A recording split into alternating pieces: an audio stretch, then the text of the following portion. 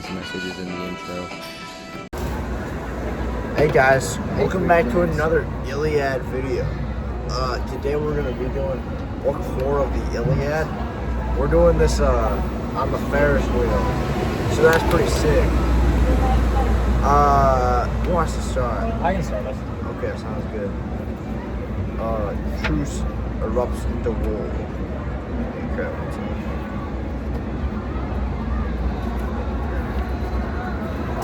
Okay. Book 4, The Truce Erupts in War.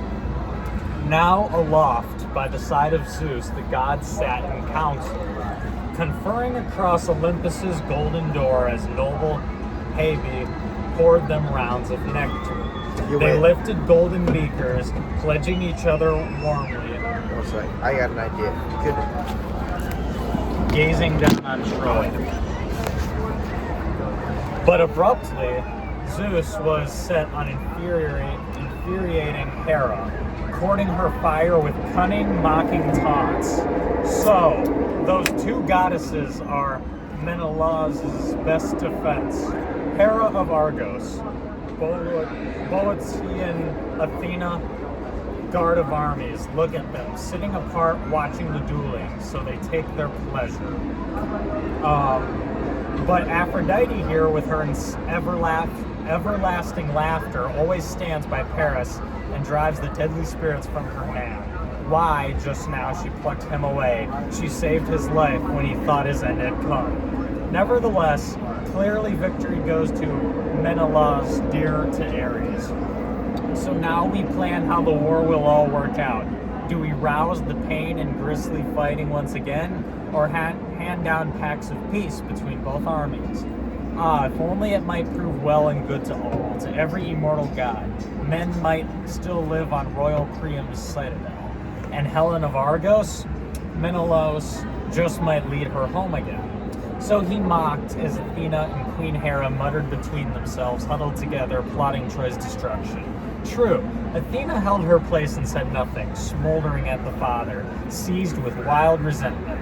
But Hera could hold the anger in her breast no longer, suddenly bursting out, "Dread Majesty, son of Cronus, what are you saying? How can you think of making all my labor worthless, all gone for nothing? Mortal labor, the sweat I poured, my horses panting, spent from launching Achaea's armies, heaping pains on Priam and Priam's sons. Do as you please, but none of the deathless gods will ever praise you." Rising in anger, Zeus, who drives the storm clouds, thundered, "Insatiable Hera, how great are the pains that Priam and Priam's sons ever heaped on you that you rage on, relentless, forever bent on raising the well-built heights of Troy." It's fun when you can be loud. Yeah. "Only if you could breach their gates and their long walls and devour Priam and Priam's sons and the Trojan armies raw, then you might cure your rage at last. Well, do as you please. But in days to come, don't let this quarrel breed some towering clash between us both, pitting you and me in conflict. One more thing, take it to heart, I urge you. Whenever I am bent on tearing down some city filled with men you love, to please myself, never attempt to thwart my fury. Hera, give me my way, for I gave you this, all of my own free will, but hardly willing. No, of all the cities under the sun and starry skies, wherever men who walk the earth have dwelled, I honor sacred Iliad most with my immortal heart. Priam and men of Priam who hurls the strong ash spear. Never once did my altar lack its share of victims. Wine cups tapped in the deep, smoky savor. These are the gifts we claim. They are our rights. And Hera the queen, her eyes wide, answered, "Excellent. The 3 cities that I love best of all are Argos and Sparta. Mycenae with streets as broad as Troy's. Raise them whenever they stir the hatred in your heart. My cities, I will never rise in their defense. Not against you. I'd never grudge your pleasure. What if I did protest? Forbid you to raise their walls? What good would protest do? You are far stronger than I. Still, you must not make my labor come to nothing. I am a god too. My descent is the same as yours. Crooked-minded Cronus fathered me well, the first of all his daughters, first both ways, both by birth and since I am called your consort, and you in turn rule all the immortal gods. So come, let us yield to each other now on this one point. I to you and you to me, and the other deathless powers will fall in line. But quickly, order Athena down to battle now, into the killing ground of Trojans and Achaeans, and see that the Trojans break their sworn truce first and trample on the Argives in their triumph. The father of men and gods complied at once. He winged Athena on a flight of orders. Quickly, down you go to Troy and Achaea's armies now, and see that the Trojans break the sworn truce first and trample on Argives in triumph. So he launched Athena, already poised for action. Down the goddess swept from Olympus's craggy peaks, and dove like a star, the son of Cronos flings. Cronos with all his turning, twisting ways, assigned to men at sea, or a massive army marching, blazing on with a stream of sparks, showering in its wake. Like a shooting star, Athena flashed across the earth, plunging down in the midst of both camped forces. Terror gripped the fighters looking on. Stallion breaking Trojans, Argive men at arms. One would glance at a comrade, groaning, what next? Battle again? More pain and grisly fighting? Or pact between both armies?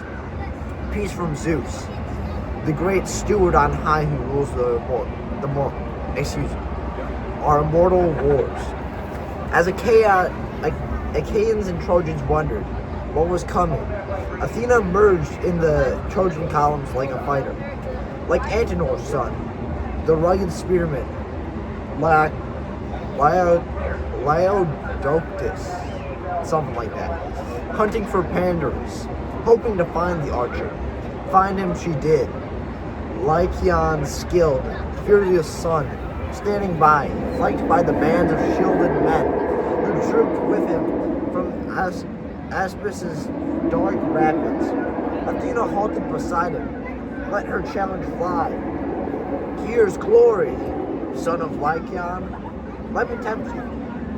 You, with your archer's skill. Have you the daring to swing an arrow at Menelaus? Just think, what thanks, what fame you'd win in the eyes of all Trojans. Prince Paris most of all, the first among all, you bear, often shining, priceless gifts from him. Just let him see Menelaus, Atreus' fighting son, brought down by your shaft and hoisted onto his pyre. Mourn with grief and tears. Come up with you now.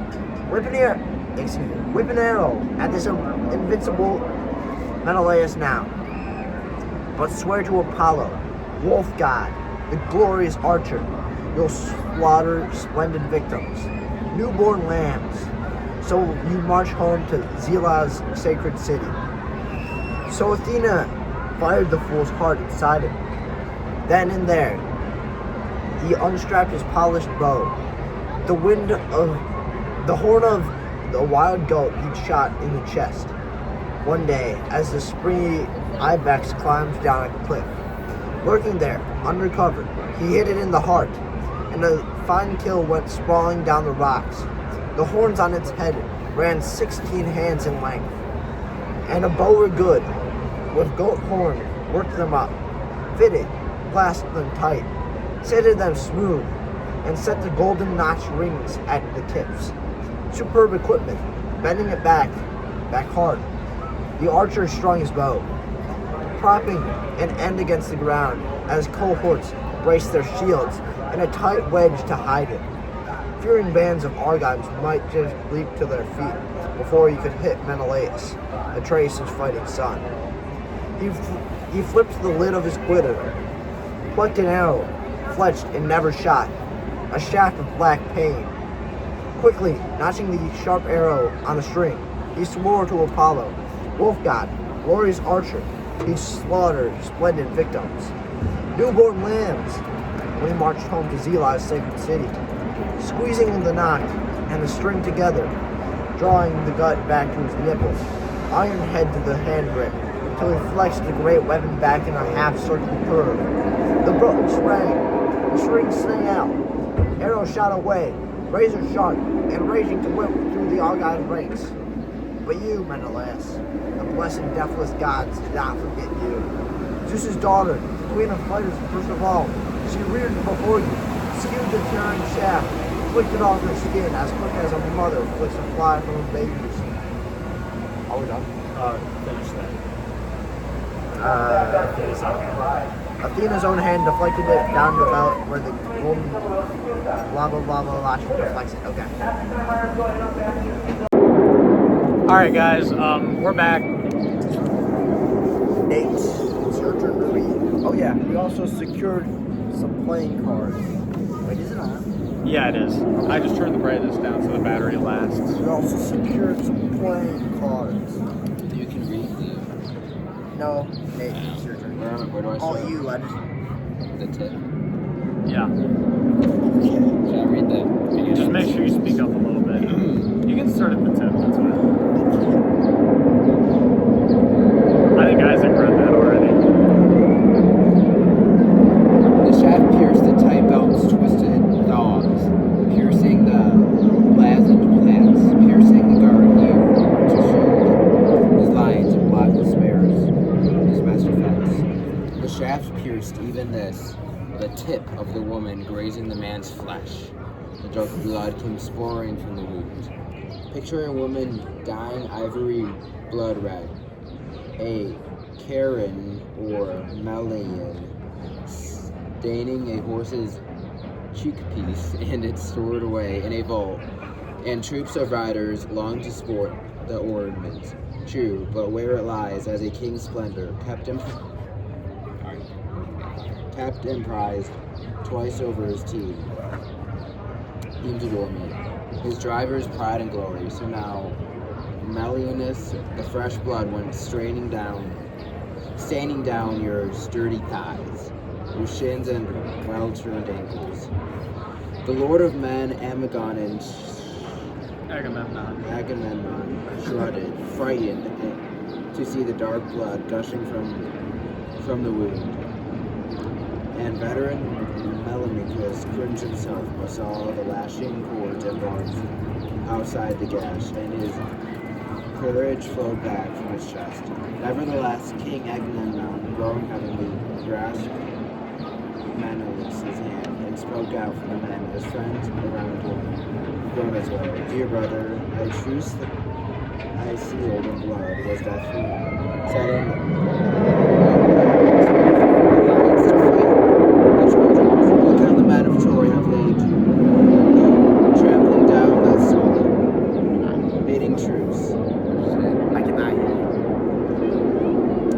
but they will never go for nothing. The oaths, the blood, the lambs, the unmixed wine we poured, the firm clasp of right hand we trusted. Never.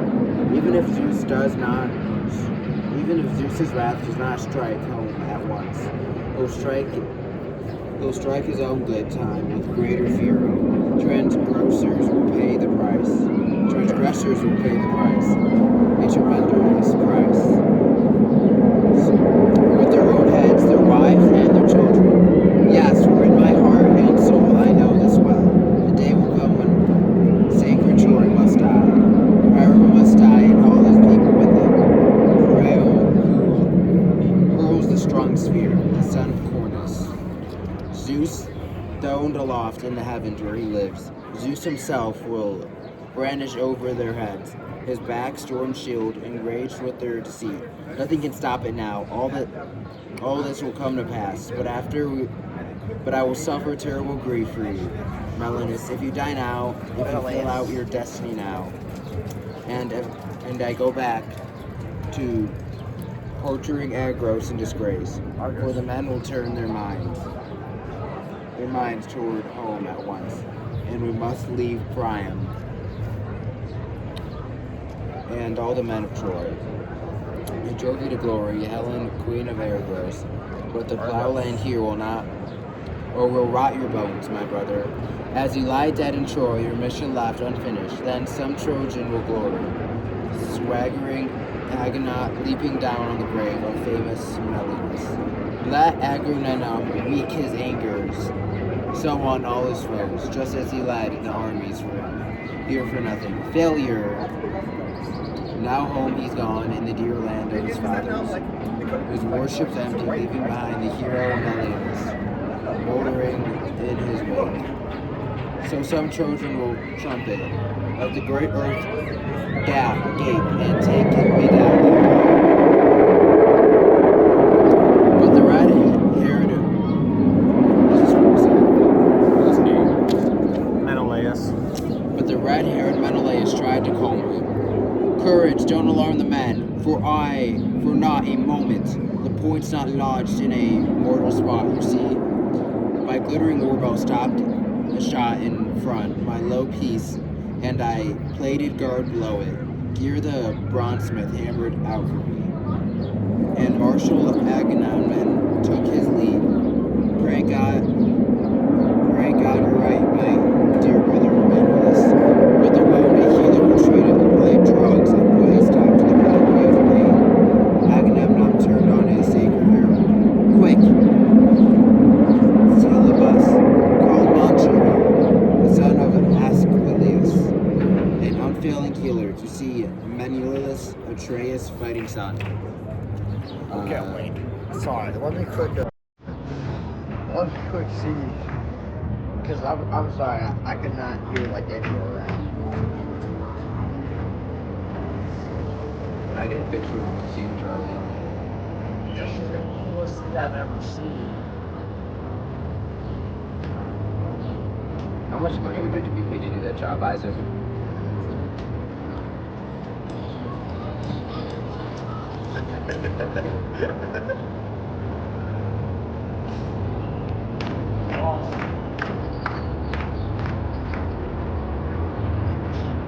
Don't you love reading the Iliad when a parade comes by?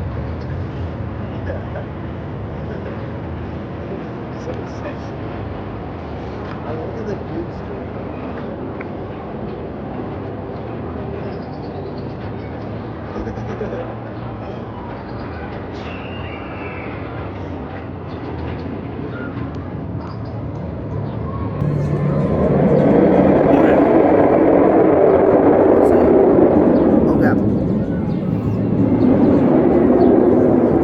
So Menelaus is shot by Polydorus. Oh, I can actually sit myself down. So now, it's your turn, Dory. Okay. But yeah, Menelaus is shot by one of the Trojans who was spurred on by, crap, I don't even remember who it was. But then,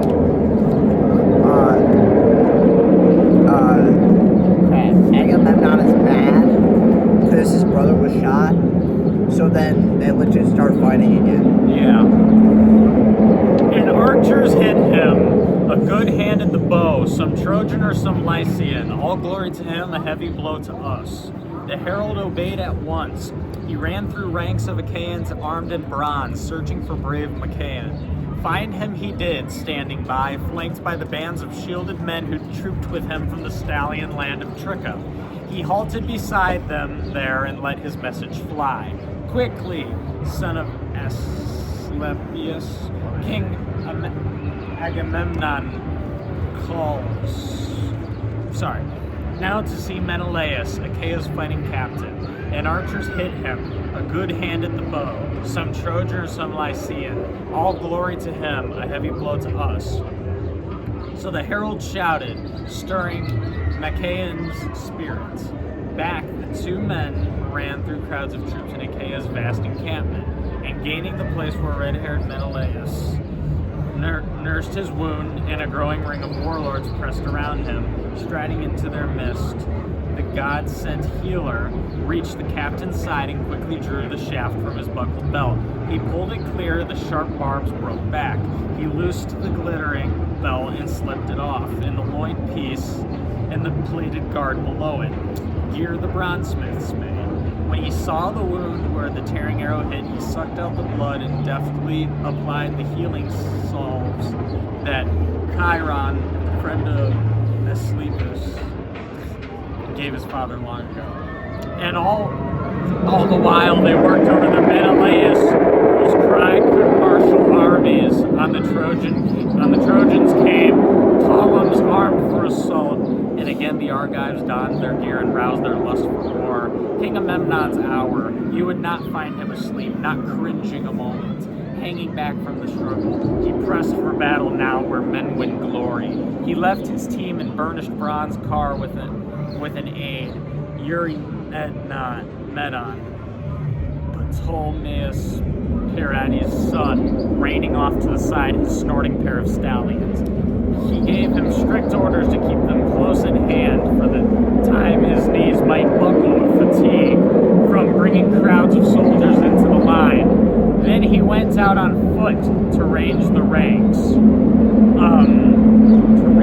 The charioteers he spotted, fast with teams. He'd halt beside and spur them on. My Argives, never relax your nerve, your fighting strength. Father Zeus, I swear, I will never defend the Trojans. Liars. They were the first to trample on their oaths, so vultures will eat them raw, their firm young flesh, and we will drag their dear wives and helpless children back to the beaked ships once we've seized their city. But any men he saw retreating from hateful battle he would lash with a sharp burst of rage. You Argives, glorious braggarts, disgraces, have you no shame?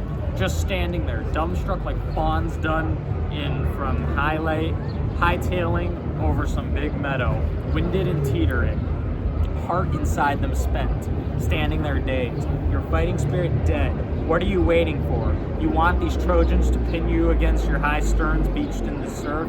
To see if Zeus will stretch his hands above your heads and save your craven lives? So the commander ranged Achaea's ranks and brought them into line. Moving on through the crowds, he found the Cretans arming for combat now, ringing above Idomeneus. Strong as a boar, he urged his frontline troops as Meriones brought the rear battalions up. King Agamemnon, thrilled to watch them work, was quick to salute the chief and sing his praises. You are the one I prize, Idomeneus, more than all our Argive fighters fast with chariot teams, whether in war or action of any sort, or feasts where the ranking Argive warlords mix their bowls with the shining wine of kings. What if the rest of all the long-haired Achaeans drink their measure off? Your cup stands filled, always, brimmed like mine when the will stirs you to drink.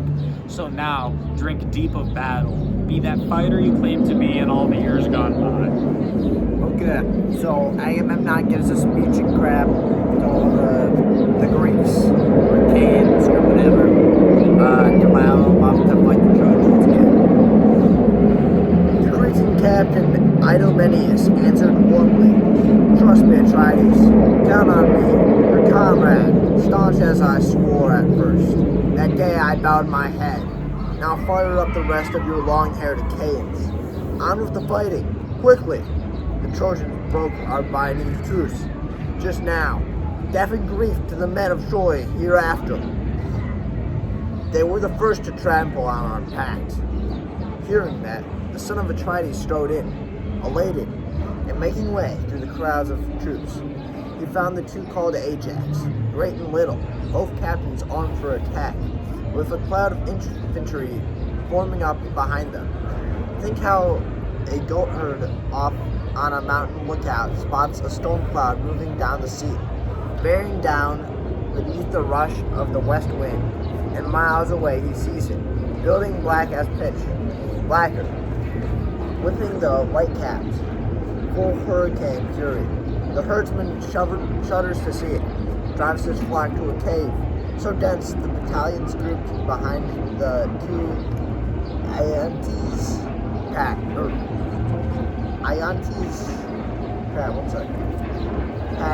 masked, with hardy fighters geared to the gods. Battalions black and bristling shields and spears, fighters sweeping into the brightness of the storm. King Agamemnon, thrilled to see that sight, sped them on, with a rousing flight of praises. Ajax, Ajax, chiefs of the Argives armed in bronze, no orders for you. It's wrong to incite you to. You lead your men to war, and so much force, Father says. Athena, Apollo, if all my fighters had such pounding courage inside their chests, we'd bring King Priam's citadel crashing down in an instant. Sacked our hands, annihilated. He spun on his heels and left them there in place, heading for other ranks, and came on to Nestor next. The clear speaker of Pylos, posting troops, readying them for action. Combat units forming under the lanky Pelagon, Alastor, and Chromius, Aemon, and stocky Bias, skilled captain of armies. Forward he ranged the charioteers with teams and cars, backed by the infantry close behind them. Milling, brave men, the defensive line of battle, that would be their role. But the known cowards he drove amidst the center. A man might cringe, but he'd be forced to fight. And first, he gave his drivers strict commands to rein their teams back hard and never panic. No fouling them in the slaughter, or onslaught, sorry. Let no man, so sure of his horsemanship and soldiers' prowess, dare to fight it out alone with the Trojans. Exposed in the front lines, no heroics now, but give no ground. The charge will go to pieces. And any charioteer who reaches Trojan chariots, thrust your spear from your own car, and don't throw it. Better that way. It's tighter, stronger fighting. So men, before your time, storm walls and cities, holding fast to that tactic, warring on with art. The old soldier spurring his men with skills from a lifetime spent campaigning. Battles long ago, and King Agamemnon, thrilled to see his efforts, cheered him on with a flight of praise. Old war horse, if only your knees could match the spirit in your chest, and your body's strength were planted firm as a rock. But the great leveler, age has worn you down. If only some other fighter had your years and could march with the younger, fitter men. And Nestor, the seasoned charioteer, replied, True, Atrides, if only I were the man I was. Years ago, when I cut down rugged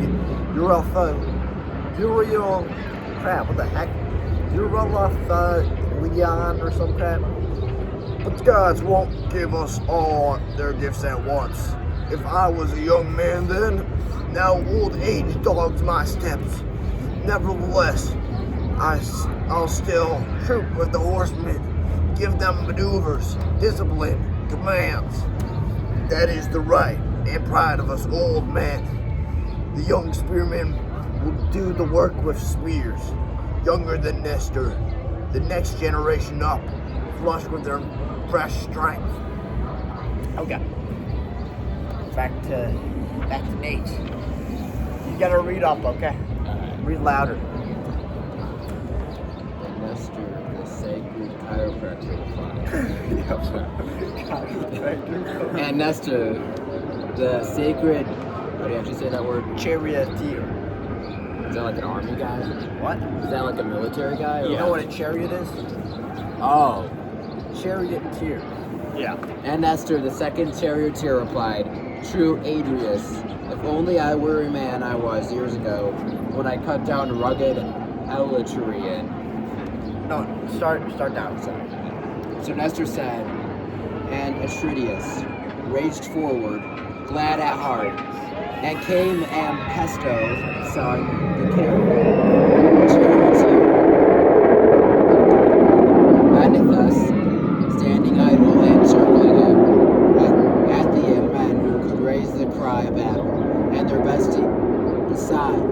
their beside them, the great Tactian Odysseus, drawn up with the Cheliphollians grouped around him, bands of them, no mean fighters, watching, waiting.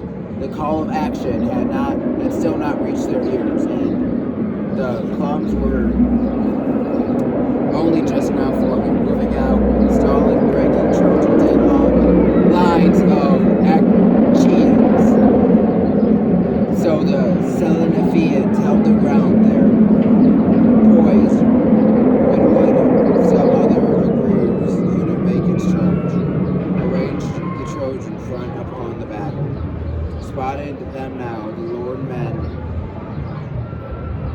bowmen, dress them down. Agamemnon. Dress them down with a winging burst of scorn. You there, Piesto's son, a king dear to the gods. And you, the captain of craft and cunning, shrewd with greed. Where are you cowering here, skulling out of rage, waiting for others to do their fighting for you? It's not your duty to stand on front ranks and take your share of this scorching blaze of battle. First you are when you hear the chains set on banquets for the chefs, and you're happy enough to down the roast meats and cups of honeyed mellow wine, all you can drink. But now you gladly watch 10 drops of Agesius. Okay. That's you to this feast. Can you hear me good? Yeah. Yeah, you're doing good. You're doing a lot better. Yeah. And it's not entirely your fault, it's Raptors pretty loud. Yeah. Anyways. The great Tactician. The great technician, Odysseus gave him a dark lance and a child back at once. Now what's this, Adrian? Atreides. Now what's this, Atreides? This talk that slips through your clenched teeth. How can you say that I hang back from the fighting when a grave... Is that how you say it? Argive units spur the lashing god of war against the Trojan horsemen. Just you watch if you'll take the time and care to take some action. Watch Telemachus, loving father, lock and fight with your enemy champions. Stallion breaking Trojans, and you and your bluster. You are talking nonsense, seeing his finger flare. Fled Marshal Agamemnon smiled broadly and took back his taunts at once. Royal son of Atreus, Odysseus, great tech. Yep. Try to get the names right. Agamemnon, Odysseus, Menelaus. I must not bait you so beyond the limits. Must not give you the orders. I know for a fact the spirit in your heart is well deposed to me and to my efforts. We say eye to eye. Come, we'll start these things to right later. If any offense has passed between us, may the gods make our bluster come to nothing. He left him in their place, heading to other chefs, and he came on Chendura's son, in Ocean's Des Moines, standing by his bolted car behind the team. There were cars back then? It's okay, my cherry. It's okay. Behind his team. When... I don't even know that one. Wait, let me see it. STH. Just make up something. Let's Synthelius. improv this. When Xenethelius, that lake beside him, Campanous's son. How do you say that? C-A-P-A-N. Capaneus' son. And spotting Tydides. And spotting Tydides, therefore. That's another name for diabetes. Yo, the parade's back. I love Tydides. We're gonna see men dancing. We gotta watch the... I'll see you guys after the parade. Oh, wow. Alright, well, let's continue.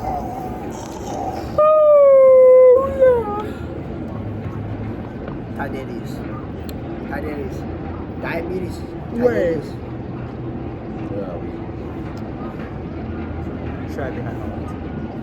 Shot behind the lines. He grappled enemies, bolting ahead the Cormedias.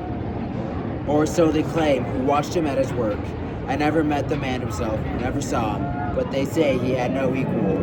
True enough, he came to Mycenae once, but not at war with us, a guest, a friend, with the royal Polynics, raising troops. That time they geared to attack the holy walls of Thebes.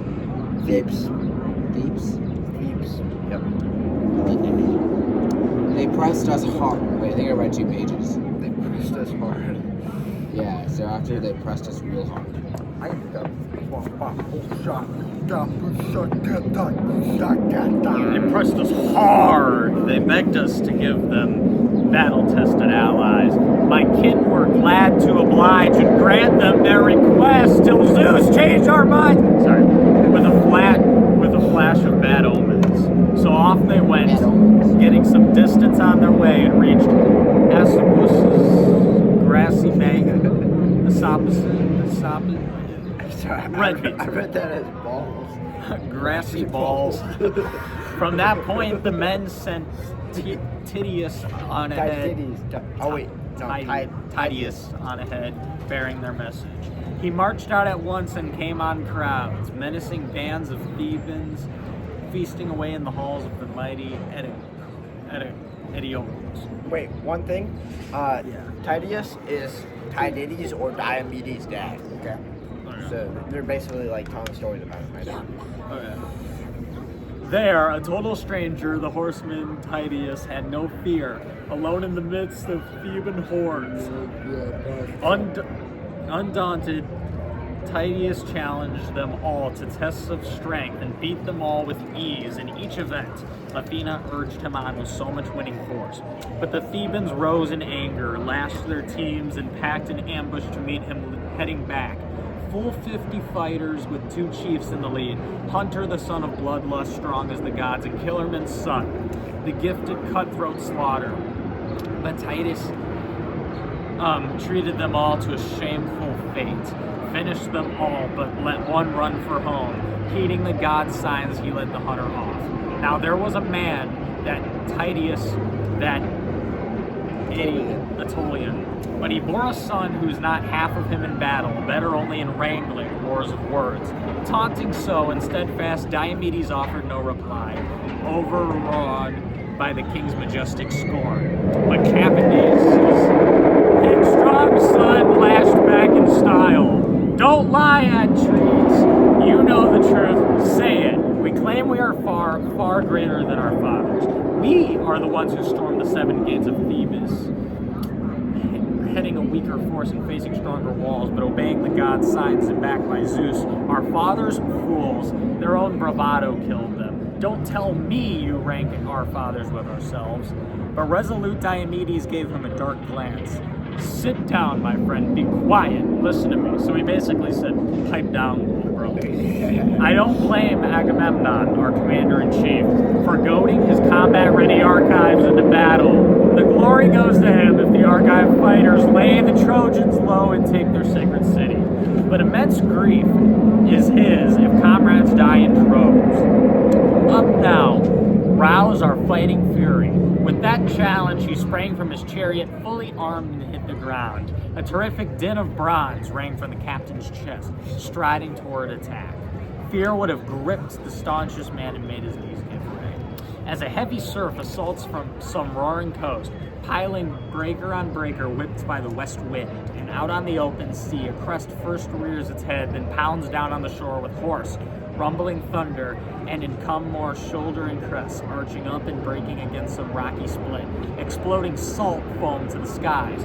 So wave on wave they came, Achaean battalions ceaseless, surging on to war. Each captain ordered his men in the tanks, moved on in silence. You'd never think so many troops could march holding their voices in their chests, all silence, fearing their chiefs, who called out clear commands. And the burnished, blazoned armor around their bodies flared, the formations trampling on. But not the Trojans, no. Like flocks of sheep in the wealthy ranchers' steadings, thousands crowding to have their white milk drained, bleeding nonstop when they hear their crying lambs. So the shouts rose up from the long Trojan lines, and not one cried, no common voice to bind them all together. Their tongues mixed and clashed, their men hailed from so many far-flung countries.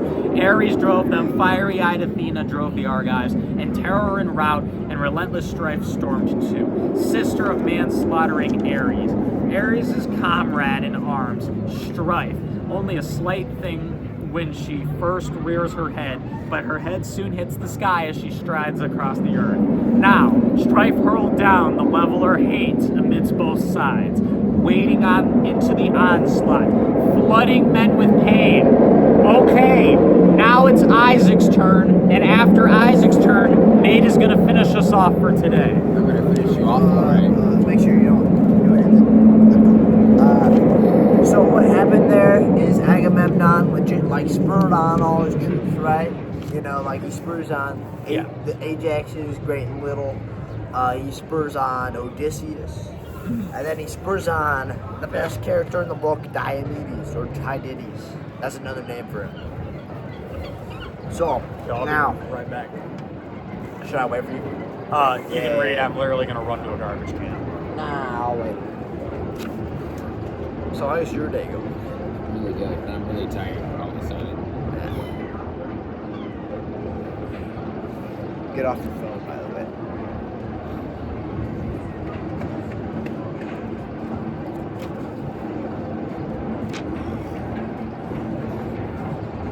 Okay. We're almost to chapter 5. Diomedes fights the gods. Would you be okay if I finish it all? Yeah. Okay, thank you. All right. Go ahead. At last, the armies clashed at one strategic point. They slammed their shields together, pike scraped to pike, with their grappling strength of fighters armed in bronze, and their round shields pounded, boss on welded boss. And the sound of struggle roared and rocked the earth. Screams of men and cries of triumph, breaking in one breath. Fighters killing, fighters killed, and the ground streamed blood. Wildly as two winter torrents raging down from the mountains, swirling into a valley, hurl their great waters together. Flash floods from the wellsprings plunging down in a gorge, and miles away in the hills, a shepherd hears the fire thunder. So from the grinding armies rose the cries and crash of war. Antilochus was the first to kill a Trojan captain, tough on the front lines. Thalasius, son of Echolopolus, Anticulus thrust first, speared the horsehair helmet right at the ridge, and the bronze spear lodged into the man's forehead, smashing through his skull, and the dart came whirling through, down across his eyes. He toppled down like a tower in the rough assault. As he fell, the enormous Elemphenor grabbed his feet. Calydon's son, lord of the brave-hearted Abantes, dragged him out from under the spears, rushing madly to strip his gear. But his rush was short-lived. Just as he dragged that corpse, the brave Agenor spied his ribs, bared by his shield as he bent low. Agenor stabbed with a bronze spear and loosed his limbs. His life spirit left him, and over his dead body now, the savage work went on. Achaeans and Trojans bawling each other, there like wolves, leaping, hurling into each other. Man throttled man. And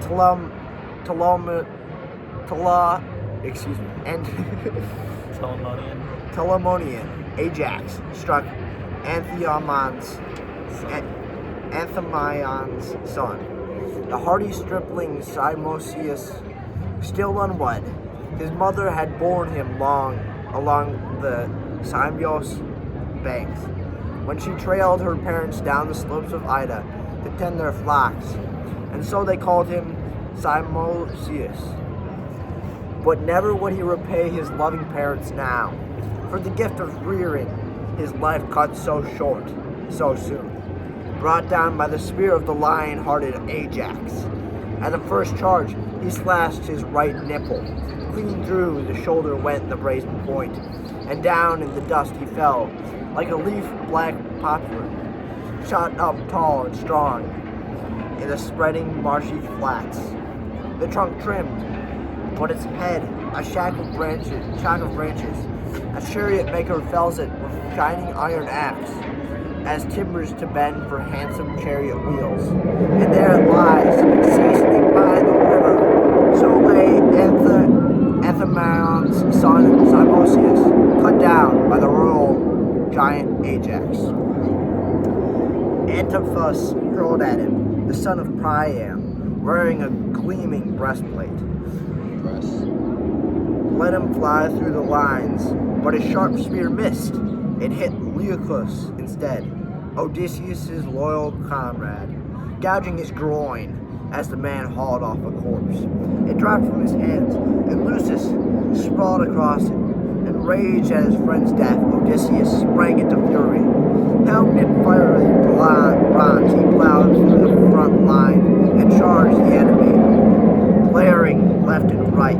He hurled his spear, a glinting blaze in the streak, and the Trojan gave ground, scattering back, panicked, there before his whirling shaft. The wreck hit. Odysseus struck Damocon, Priam's bastard son, come down from Abydos. So for some quick context, the word bastard was not always just an insult. The original meaning of bastard is a child born out of wedlock. A child what? Born out of wedlock. So like So if someone cheats on their partner, fornication, adultery. Anyways. My children would be a bastard. Oh wait. Okay. Wait, how come there's like, what is that thing? I don't know. Okay. Doesn't look new. Anyways. This is a new book though, so. Priam's bastard son came down from Abydos, Priam's racing stables. Incest for the dead. Odysseus speared him straight through the one temple and out the other, punched the sharp bronze point, and the dark came swirling thick across his eyes. Down he crashed, armors clanging against his chest, and the Trojan front shrank back. Glorious Hector too, as the Argives yelled and dragged away the corpses, pushing on, breakneck on. But the Lord God Apollo, gazing down from the heights of Pergamos, rose in outrage, crying down at the Trojans. Up and at 'em, you stallion-breaking Trojans! Never give up your lust for war against these Argives. What are the bodies made of? Rock or iron to block your tearing bronze? Stab them, slash their flesh. Achilles, son of lovely sleek-haired Thetis, the man's not even fighting. No, he wallows in all his heart-sick fury by the ships. So he cried from far on the city's heights, the awesome god Apollo. But Zeus's daughter, Athena, spurred the Argives on. Athena, first in glory, third born of the gods. Whenever she saw some slacker hanging back as she hurled through the onset, now,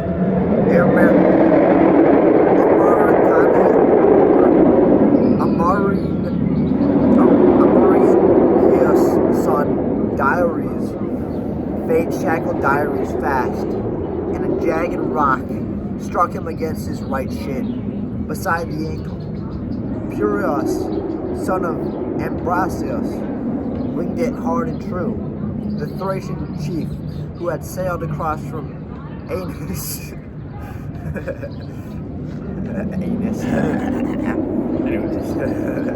Anus, the ruthless rock, striking the bones and tendons, crushed him to the bone. He lay flat on his back, slamming the dust, both arms flung out to his comrades, grasping at his life. Pyrrhus, who heaved the rock, came rushing in, speared him up the navel, his bowels uncoiled, spilling loose on the ground, and the dark came swirling down across his eyes. But Pyrrhus, Attolian Theos, speared him as he swerved and sprang away. The lance had pierced his chest above the nipple, plunged deep in his lungs, and Theos, running up, wrenched the heavy spear from the man's chest, drew his blade, ripped him across the belly, took his life. But he could not strip his armor. Look, there were Pyrrhus' cohorts, bunched in a ring, Thracians, top-knots, waving, clutching their long pikes, and rugged, strong, and proud as the Trojan Theos was. They shoved him back. He gave ground, staggering, reeling, and so the two lay stretched in the dust, side by side. A lord of Thrace, a lord of Epeans, armed in bronze, and a ruck of other soldiers died around them. And now, no man who waded into that work could scorn it any longer. Anyone still not speared or stabbed by tearing bronze who whirled in the heart of all that slaughter. Not even the great Athena. Not even if the great Athena led him by hand, flickering away the weapons hailing down against him. That day, ranks of Trojans, ranks of Achaean fighters, sprawled there, side by side, face down in the dust.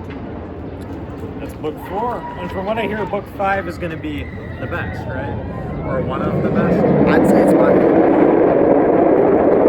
I will say, like, spoiler warning, but this is also like a few thousand years old or some crap. No, not a few thousand. Spoiler warning for the book that's thousands of years old. But when Achilles does eventually come back, it is really hype, you know? Yeah. But I'd say this is my favorite chapter still. Chapter 5. All right. He's my favorite character. Well, thank you guys for watching, and we will see you guys in the next installment. Yeah, see you